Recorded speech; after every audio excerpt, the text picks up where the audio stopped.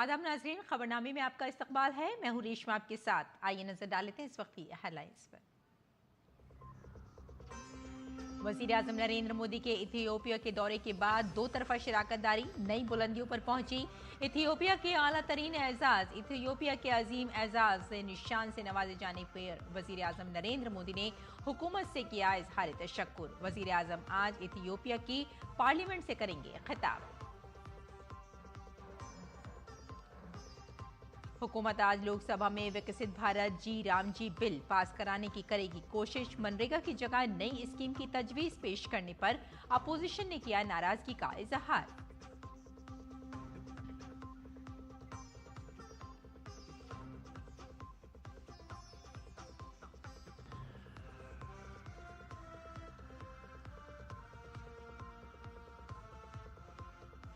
Goa night club आतिशज़दगी के सानिही के गिरफ्तार मुलज़िमीन लूथरा बरादरान को गोवा किया जा रहा है मुंतकिल। गोवा पुलिस उन्हें 25 अफराद की हलाकत में उनके रोल के लिए रिमांड पर लेने की कर रही है कोशिश।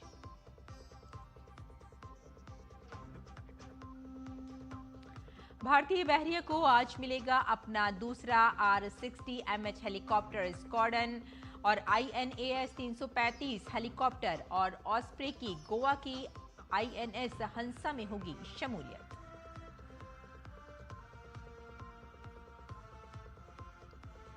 कैमरून ग्रीन IPL की तारीख के सबसे महंगे गैर मुल्की खिलाड़ी बने। उन्हें KKR ने 25 करोड़ 20 लाख रुपए में खरीदा। प्रशांत वीर और कार्तिक शर्मा सबसे महंगे अनकैप्ड खिलाड़ी बने।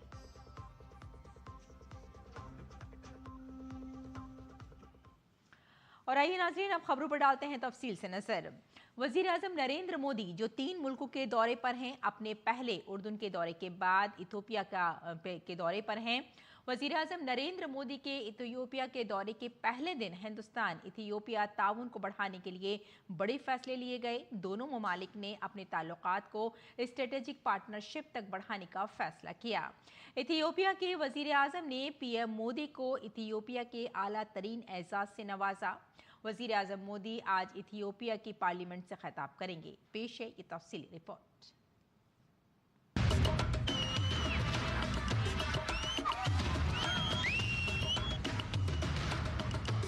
वज़ीर आज़म नरेंद्र मोदी के इथियोपिया के दौरे के पहले दिन हिंदुस्तान इथियोपिया ताल्लुकात को एक स्ट्रेटेजिक पार्टनरशिप तक बढ़ाने का फैसला किया गया। वज़ीर आज़म और उनके इथियोपिया के हम मनसब के दरमियान मुलाकात के नतीजे में मुख्तलिफ शोबों में ताउन बढ़ाने के मुआहदे हुए।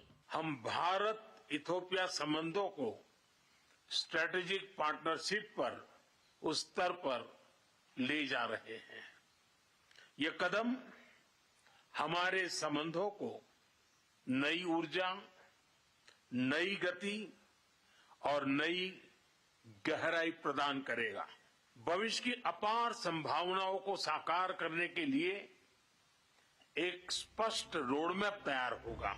दोनों ममालिक के दरमियान कस्टम के मामलात में ताउन, अक़वाम मुत्तहिदा के अमन मिशन से मुताल्लिक़ तरबियत, इथियोपिया की वज़ारत ख़ारजा में डेटा सेंटर के क़याम और G20 कॉमन फ्रेमवर्क के तहत कर्जों की तंजीम 9 के मुआहदों का तबादला हुआ। अनेक भाषाओं और समृद्ध परंपराओं से संपन्न हमारे दोनों देश विविधता में एकता का प्रतीक है। दोनों देश शांति और मानव कल्याण के प्रति प्रतिबद्ध लोकतांत्रिक शक्तियां हैं। हम ग्लोबल साउथ के सहयात्री भी हैं और साझेदार भी हैं। अंतर्राष्ट्रीय मंचों पर भी हम कंधे से कंधा मिलाकर खड़े रहे हैं। इथियोपिया के स्कॉलर्स के लिए ICCR स्कॉलरशिप को दोगुना करने, ITEC प्रोग्राम के तहत इथियोपिया के तलबा और पेशेवर अफराद के लिए एक खुसूसी मुख्तसर मुद्दती कोर्स और अदीस अबाबा में महात्मा गांधी अस्पताल की तोसी पर भी मुआहदे तय पाए गए। Our two countries share over thousands of years of connection through trade, diplomacy, education, culture, and even in our food and traditions. These ties continue to shape a deep friendship, collaboration, and mutual respect between our people. वजीर आजम को Ethiopia का सबसे बड़ा Ejaz the great honour निशान of Ethiopia अता किया गया। एजाज पेश करते हुए इथियोपिया के वजीर आजम ने वजीर आजम मोदी की क़यादत की तारीफ की। Your vision of self-reliant India, anchored in practical governance and broad strategic partnership, speaks directly to us. It resonates with our philosophy of Madamar, the belief that when we act together, we multiply our strengths.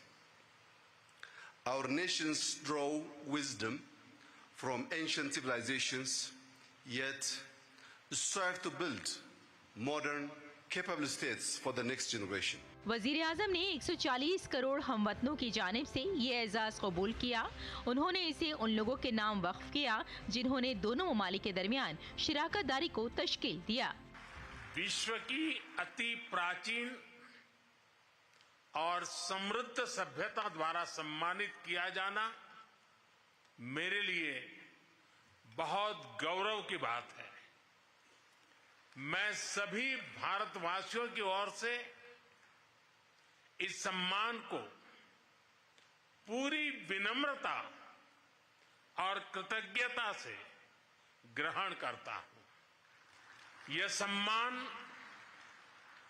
उन अनगिनत भारतीयों का है जिन्होंने हमारी साझेदारी को आकार दिया। वजीर आजम नरेंद्र मोदी को अब तक 28 ममालिक से आला तरीन एजाजात मिल चुके हैं। क़ब्ल अज़ीं वजीर आजम का दारुल हुकूमत अदीस अबाबा में शानदार इस्तकबाल किया गया। हवाई अड्डे पर वजीर आजम का इस्तकबाल करने वालों में खुद इथियोपिया के वजीर आजम भी शामिल थे। इथियोपिया के वजीर आजम नरेंद्र मोदी को साइंस म्यूजियम और फ्रेंडशिप पार्क ले गए। इस दौरान खुद इथियोपिया के वजीर आजम ने गाड़ी चलाई। इथियोपिया के प्रधानमंत्री डॉक्टर अबी अहमद अली का हवाई अड्डे पर पहुंचकर प्रधानमंत्री नरेंद्र मोदी का आत्मीय स्वागत करना, हवाई अड्डे से साइंस म्यूजियम और मैत्री उद्यान तक खुद गाड़ी चलाकर लाना, दोनों देशों के बीच 3 प्रमुख समझौता ज्ञापनों पर हस्ताक्षर होना और भारत का इथियोपिया के साथ कूटनीतिक संबंधों को रणनीतिक स्तर का दर्जा देना इस बात का प्रमाण है कि दोनों देश परस्पर संबंधों को नई गति, नई ऊर्जा, नई गहराई देने के लिए प्रतिबद्ध हैं और साथ ही ग्लोबल साउथ के सहयोगी और साझेदार के रूप में ग्लोबल साउथ के हर मुद्दे को वैश्विक मंच पर सशक्त रूप से उठाने के लिए प्रतिबद्ध हैं। कैमरा पर्सन शुभम शर्मा के साथ Ashwini Kumar Mishra, DD news, अदीस अबाबा, Ethiopia. वजीर आजम नरेंद्र मोदी अपने 3 मुल्कों के दौरे के आखिरी मरहले में आज ओमान पहुंचेंगे। ओमान एक अहम खलीजी मुल्क है जो भारत के मगरबी साहिल से सिर्फ समुद्री रास्ते के जरिए जुड़ा हुआ है। ओमान मगरबी एशिया में एक जुनूब मशरक़ी अरब मुल्क सऊदी अरब, मुत्तहिदा अरब अमारात और यमन के साथ सरहदों का इश्तराक करता है और इसके जुनूब मशरक़ में बहराए अरब है। वज़ीर आज़म नरेंद्र मोदी दोनों ममालिक के दरमियान खुशगवार सिफारती ताल्लुकात के 70 साल मुकम्मल होने पर 2018 के बाद दूसरी बार सल्तनत ओमान का दौरा कर रहे हैं। वज़ीर आज़म का दौरा दोनों ममालिक के दरमियान दिफा, तवानाई, तिजारत और सरमायाकारी से लेकर टेक्नोलॉजी तक के वसी तर ताल्लुकात को मज़ीद आगे बढ़ाएगा।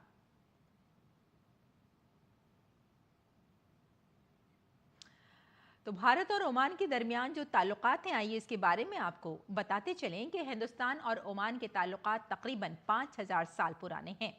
दोनों ममालिक के दरमियान सिफारती ताल्लुकात 1955 में कायम हुए। दोनों ममालिक के दरमियान 2008 में स्ट्रेटेजिक शराकत दारी कायम हुई और ओमान के हुक्मरान सुल्तान हैशम बिन तारिक दिसंबर 2023 में भारत का उन्होंने सरकारी दौरा किया था और ओमान खलीज में भारत का सबसे करीबी दिफाई शराकतदार है। ओमान वाहिद GCC मुल्क है जिसके साथ भारत मुश्तरका बहरी, ज़मीनी और फ़िज़ाई फ़ौजी मशक़ें करता है। दोनों ममालिक के दरमियान माली साल 2024-25 में दो तरफा तिजारत 10.61 बिलियन अमरीकी डॉलर तक पहुंचने की तवक्को है। ओमान में 6000 से ज़्यादा लोग भारत ओमान मुश्तरका मंसूबे मौजूद हैं जो इसकी मईशत में 7.5 बिलियन अमरीकी डॉलर का हिस्सा अदा करते हैं। और 2000 और 2025 के दरमियान ओमान से हिंदुस्तान में FDI इक्विटी की आमद कुल 605.57 मिलियन अमरीकी डॉलर थी। ओमान इंडिया मुश्तरका सरमायाकारी फंड हिंदुस्तान में मंसूबों के लिए 50-50 मुश्तरका मंसूबे के तौर पर कायम किया गया था और OIJIF ने आज तक 320 मिलियन अमेरिकी डॉलर की सरमायाकारी की है और एक इजाफी 300 मिलियन अमेरिकी डॉलर अमल दरामद के मरहले में है।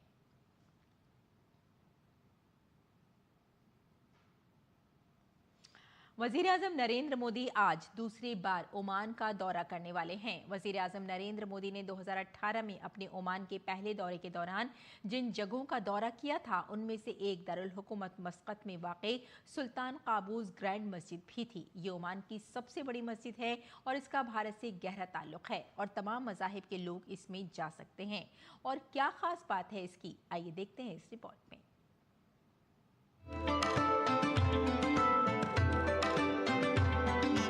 इस समय हम ओमान की सबसे बड़ी मस्जिद सुल्तान काबूस ग्रैंड में है और आपको बता दें कि मस्जिद अपने बेजोड़ स्थापत्य के लिए भी जानी जाती है और इस मस्जिद का भारत के साथ भी कनेक्ट है। 1994 में ये मस्जिद बनना शुरू हुई और 2001 तक ये मस्जिद बनी। भारत के साथ किस तरह का कनेक्ट है वो हम आपको बता दें कि भारत से 3 लाख टन जो पत्थर है वो इस मस्जिद के निर्माण में लगा और 200 के करीब जो कारीगर हैं उन्होंने इस मस्जिद के निर्माण में अपना योगदान दिया। तो भारत और ओमान के साथ इस मस्जिद का भी एक घनिष्ठ संबंध है। ये मस्जिद इसलिए भी खास है कि इस मस्जिद में फारस का जो कालीन है वो बिछाया गया है और ये कालीन दुनिया का दूसरा सबसे बड़ा कालीन है। 60 बाई 70 मीटर ये कालीन लंबा है। इसके साथ साथ अगर आप देखें कि ओमान के अंदर ये मस्जिद इसलिए भी फेमस है कि यहाँ पर महिला और पुरुष दोनों ही इस मस्जिद के अंदर इबादत है वो कर सकते हैं। 2018 में प्रधानमंत्री नरेंद्र मोदी इस मस्जिद में भी पहुँचे थे और देखा था कि कितना खूबसूरत तरीके से इस मस्जिद के स्थापत्य को बनाया गया है और भारत के साथ इस मस्जिद का किस तरह का कनेक्ट है। हम जानते हैं कि गुजरात के कच्छ यानी मांडवी से मस्कट तक बड़ी संख्या में जो कारोबारी और व्यापारी हैं वो पुराने समय से ओमान आते थे, कारोबारी रिश्ते थे। तो धार्मिक रिश्ता और राजनीतिक रिश्ता ये दोनों ही रिश्ते भारत के अंदर और भारत और ओमान के बीच में काफ़ी पुराने हैं। प्रधानमंत्री नरेंद्र मोदी दोबारा ओमान पहुंच रहे हैं और निश्चित तौर पर इन रिश्तों को एक नई ऊंचाइयां भी दें। कैमरामैन नूर मुकुट के साथ Neeraj Singh, DD news, Muscat, Oman. Hindustan और ओमान के ताल्लुकात सदियों पुराने हैं। तिजारती बिरादरियों के अक्सर दौरों के साथ ये ताल्लुकात हमेशा से इतने दोस्ताना रहे हैं कि मरहूम सुल्तान काबूस ने ओमानी दारुल हुकूमत मस्कत के करीब एक कृष्णा मंदिर के लिए भारतीय बिरादरी को ज़मीन अतिया की थी। देखें मस्कत से हमारे नामानिगार नीरज सिंह की ये रिपोर्ट।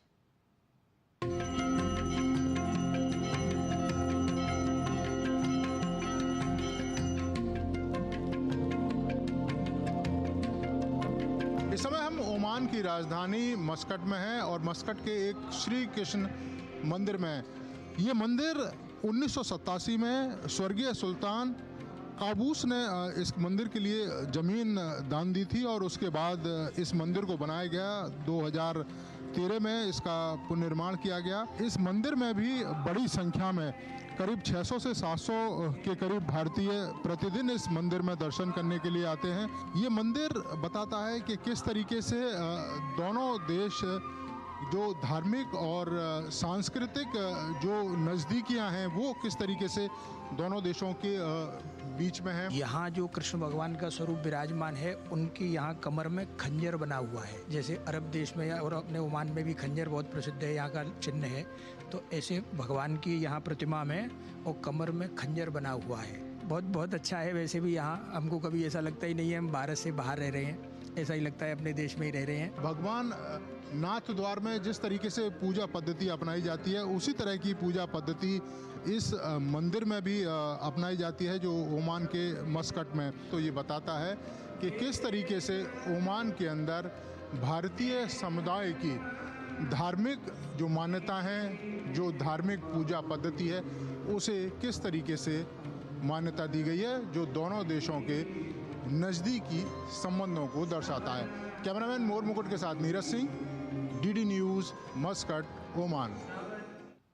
ओमान का दारुल हुकूमत मस्कत में खलीज का एक कदीम तरीन मंदिर है। ये मंदिर कई सौ साल पहले गुजरात के ताजिरों ने बनाया था। जब वज़ीर आज़म ने 2018 में ओमान का दौरा किया तो उन्होंने इस मंदिर में पूजा की थी। ये मंदिर पूरे खलीज में बहुत ज़्यादा मजहबी अहमियत रखता है। पेश है हमारे नामानिगार की ये रिपोर्ट।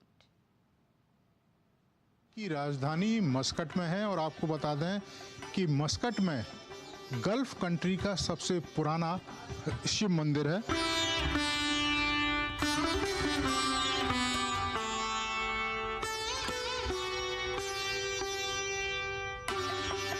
दो 2018 में प्रधानमंत्री नरेंद्र मोदी जब मस्कट पहुंचे थे तो इसी शिव मंदिर में उन्होंने पूजा करी थी। आपको बता दें कि श्री आदि मोतीश्वर महादेव का ये मंदिर है और ये मंदिर जितना पुराना है उतना ही पुराना भारत और ओमान के बीच संबंधों का एक तरीके से रिश्ता भी है, क्योंकि गुजरात से बड़ी संख्या में जो कारोबारी थे वो ओमान पहुंचते थे और ओमान में उनकी पूजा पद्धति किसी तरह से बाधित ना हो उसके लिए कई सौ साल पहले ये शिव मंदिर बनाया गया था। ये पुरातन मंदिर करीब 350 साल वर्ष पुराना है और मांडवी कच्छ से जो गुजराती यहाँ आए थे प्रवासी के रूप में, बाद में यहाँ स्थित हो गए और इन्होंने अपना व्यापार यहाँ पर चालू किया। उस समय से ये मंदिर स्थापित है। जो शिवलिंग है यहाँ पर वो स्वयंभू कहते हैं, स्वयंभू है और बहुत काफ़ी पुराना टेम्पल है ये सर। श्री आदि मोतीश्वर महादेव को समर्पित ये पूरा का पूरा मंदिर है। काफी मान्यता है इस मंदिर की। अगर यहाँ आप देखें तो मंदिर प्राचीन रूप में किस तरह का था वो आपको इन फोटोग्राफ में आपको दिखाई देगा। गल्फ कंट्री में सबसे पुराना श्री आदि मोतीश्वर महादेव का ये मंदिर है और इस मंदिर की मस्कट में बहुत धार्मिक मान्यता है। कैमरामैन मोर मुकुट के साथ Neeraj Singh, DD news, Muscat, Oman. आइए बुलेटिन में आगे बढ़ते हैं, कुछ और खबरों पर नजर डालते हैं। देही इलाकों में 125 दिन रोजगार की जमानत देने वाले बिल पर आज लोकसभा में बहस की जाएगी और इसे ऐवान ज़ेरी में मंजूर कराने की कोशिश भी की जाएगी। विकसित भारत गारंटी रोजगार और आजीविका मिशन ग्रामीण बिल कल मरकजी वजीर ज़राअत शिवराज सिंह चौहान ने लोकसभा में पेश किया। उन्होंने कहा कि इस बिल में नई दफात शामिल हैं जो मौजूदा ज़रूरियात को मद्देनजर रखे हुए हैं। इससे न सिर्फ देही बाशिंदों बल्कि देही मईशत को भी फायदा पहुंचेगा। हुकूमत इस बिल को देही तरक्की और 2047 के तरक्याती अहदाफ के लिए अहम करार दे रही है। इधर अपोजिशन बिल की मुखालफत का इजहार कर रही है। अपोजिशन का दावा है कि मनरेगा की जगह नई स्कीम लेकर हुकूमत गांधी जी का नाम हटाकर रियासतों पर माली बोझ डाल रही है। लोकसभा ने इंश्योरेंस सेक्टर में 100% गैर मुल्की सरमायाकारी का बिल मंजूर किया। सबका बीमा सबकी रक्षा बिल 2025 100 वोट से मंजूर कर लिया गया। बिल पर बहस का जवाब देते हुए वजीर खजाना ने कहा कि इंश्योरेंस बिल में 12 बार तरमीम की गई है। निर्मला सीतारमण ने कहा कि इस बिल में आम लोगों और किसानों दोनों के तहफ़्फ़ुज़ के इक़दामात शामिल हैं। उन्होंने कहा कि इंश्योरेंस सेक्टर को मुकम्मल तौर पर गैर मुल्की सरमायाकारी के लिए खोलने से बेहतर टेक्नोलॉजी और बेहतर मसनूआत को यकीनी बनाया जाएगा। इस बिल के तहत 100% FDI के बावजूद कंपनी के आला ओहदेदारों में से एक चेयरमैन या CEO का हिंदुस्तानी शहरी होना जरूरी होगा। वजीर खजाना ने कहा कि गैर मुल्की सरमायाकारी की आमद से लोग कम कीमतों पर इंश्योरेंस पॉलिसियों के फवाइद हासिल कर सकेंगे। लोकसभा में आज एटमी तवानाई से मुतालिक एक बिल गौर और मंजूरी के लिए फहरिस्तबंद है। मरकजी वजीर डॉक्टर जितेंद्र सिंह बिल की मंजूरी के लिए करारदाद पेश करेंगे। इसके अलावा ऐवान में ज़ाब्ता 377 के तहत अवामी मफाद के मसाइल ऐवान में उठाए जाएंगे। मुतादिद पार्लिमानी कमेटियों की रिपोर्टें भी पेश की जाएंगी। आज के एजेंडे में मुख्तलिफ महकमों और वजारतों से मुताल्लिक़ कायमा कमेटी की रिपोर्ट्स पर अमल दरामद से मुताल्लिक़ वज़रा के बयानात भी शामिल हैं। राज्यसभा में कानून साजी की बात करें तो आज मनसूखी और तरमीमी बिल 2025 बहस और मंजूरी के लिए फहरिस्तबंद है। कानून और इंसाफ के वजीर मुमलिकत अर्जुन राम मेघवाल बिल को मंजूर कराने के लिए करारदाद पेश करेंगे। ऐवान बाला में आज वक्फाई सवालात के दौरान मुतादिद वजारतों से सवालात पूछे जाएंगे जिनके मुतालिका वज़रा जवाब देंगे। मुतादिद पार्लिमानी कायमा कमेटियों की रिपोर्ट्स भी पेश की जाएगी। इनमें कोयला, कान और स्टील से मुताल्लिक़ पार्लिमानी कायमा कमेटी, ख़वातीन को बाइख्तियार बनाने की कमेटी, हाउसिंग और शहरी उमूर की कमेटी, पेट्रोलियम और कुदरती गैस की कमेटी, दीगर पसमानदा तबक़ात की बहबूद से मुताल्लिक़ कमेटी और दर्ज फ़हरिस्त ज़ातों की बहबूद से मुताल्लिक़ कायमा कमेटी की रिपोर्ट्स शामिल होंगी। मज़ीद बरां ख़वातीन और अतफ़ाल की तरक्की के वज़ीर अन्नपूर्णा देवी ख़वातीन व बहबूद अतफ़ाल की तरक्की की वजारत के ग्रांट्स के मुतालबात पर पार्लिमानी कायमा कमेटी की सिफारिशात पर अमल दरामद के हवाले से अपना बयान देंगी। और गोवा आतिशज़दगी सानही के मुल्ज़िम और नाइट क्लब के मालिकान गौरव लूथरा और सौरभ लूथरा ब्रादर को दिल्ली की पटियाला हाउस कोर्ट ने गोवा पुलिस को ट्रांजिट रिमांड पर सौंपने की इजाज़त दे दी है। गोवा पुलिस को अब दोनों मुल्ज़िमान को 48 घंटों के अंदर गोवा की मुकामी अदालत में पेश करना होगा और मज़ीद रिमांड की अपील करनी होगी। लूथरा ब्रादरान को दिल्ली में तहवील में लेने के बाद गोवा पुलिस ने उन्हें गोवा मुंतकिल करने की कार्रवाई शुरू कर दी है। काबिल जिक्र है कि लूथरा ब्रादरान आग लगने के बाद थाईलैंड फरार हो गए थे, जहां से उन्हें दिल्ली लाया गया था और गोवा पुलिस की टीम ने उन्हें IGI एयरपोर्ट से हिरासत में लिया था। भारतीय बहरिया की ताकत में आज मजीद इजाफा होगा। गोवा में वाक़े INS हंसा में MH-60R मल्टी रोल हेलीकॉप्टरों से lace naval air squadron INAS 335 को आज बहरिया में शामिल किया जाएगा। इस मौके पर बहरिया के सरबराह एडमिरल दिनेश के त्रिपाठी मौजूद होंगे। ऑस्प्रेस नामी ये स्क्वाड्रन बहरी निगरानी, एंटी सबमरीन ऑपरेशंस और सर्च एंड रेस्क्यू जैसे अहम काम अंजाम देने की सलाहियत रखता है।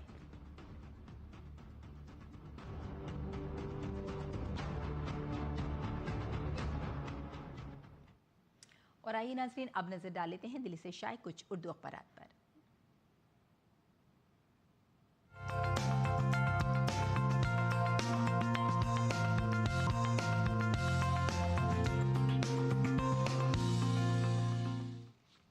तो नाज़रीन, अखबारात के जायजे में सबसे पहले बात उन खबरों की जिन्हें ज़्यादातर अखबारात ने अपनी शह सुर्खियों में जगह दी है। वज़ीर आज़म नरेंद्र मोदी की हिंदुस्तान उर्दून ताउन की तारीफ, 5 अहम मुआहदों पर दस्तखत। जी हाँ, वज़ीर आज़म नरेंद्र मोदी इथियोपिया के अपने दौरे पर हैं। और आइए अब नज़र डाल लेते हैं नाजरीन अगली सुर्खी पर। विकसित भारत रोजगार और आजीविका गारंटी मिशन बिल अपोजिशन की शदीद मुखालफत के दरमियान लोकसभा में पेश। और अब देख लेते हैं रोजनामा हिंदुस्तान एक्सप्रेस की ये खबर।